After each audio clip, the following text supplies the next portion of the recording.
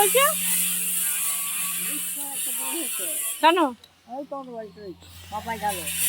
ও আমাদের দিকে তার মানে শুরু হয়ে গেছে।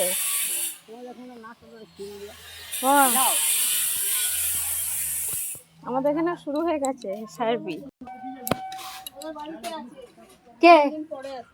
ও তোমার দেয়নি? যে কোথায় যাচ্ছিলে?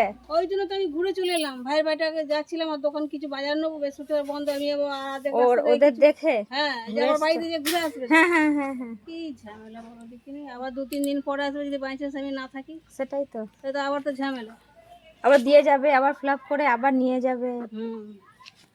আর আপনি কে ফিল আপ করে দেবো? আমার মেয়ে আছে 10 তারিখে। দিয়ে